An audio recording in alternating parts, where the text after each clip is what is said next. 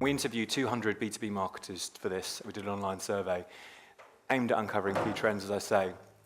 And it's and also so it's the aim is to help marketers understand to develop their strategies and allocate their budgets. Obviously, everyone's trying to do stuff better. Everyone's trying to do stuff cheaper as well. Social media, there's a lot of hype. There's a lot of euphoria and enthusiasm, a lot of BS, I think is a polite way of putting it, around social media over the last 5 years, I think.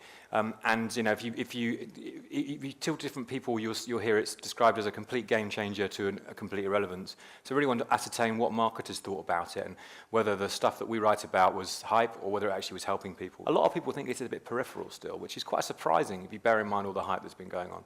And 45% regard it of limited importance or no importance whatsoever. So that was surprising to me, certainly. I mean, when we did this research previously in 2011, there were some vaguely similar stats came up, but that was earlier days in the whole social media adoption curve. The group functionality used to be one of the most compelling reasons for organizations to use LinkedIn.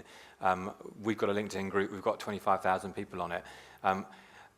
But now, what's happened more recently is you've got functionality on LinkedIn company updates, which allows you to actually be a bit more kind of, use it a bit more like Twitter in terms of as a push channel rather than a kind of a community channel. So the use of LinkedIn groups is changing. That's quite interesting. It's halved actually in the last 2 years. Tweets per month, contrastingly, have gone up dramatically. So 2011, you got 13 average tweets per month. Now it's up to 49. So that's a lot. And I think that, to me, that's indicative of the whole nature of Twitter. A lot of people talking. Is anybody listening? In the old days, companies tried to control their brand completely and all the messages and all the interactions that they had.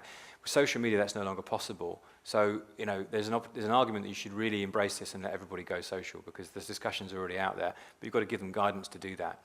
And there's people like, I think Best Buy in the States created a little group of kind of Twitter hit list who would basically anytime somebody would ask a question about any kind of their product range, this is B2C by the way, so I apologize for that example, they'd be on it straight away and they'd be incentivized to respond as quickly as possible. It became these kind of Uber evangelists who would be out on the social sphere and be helping people.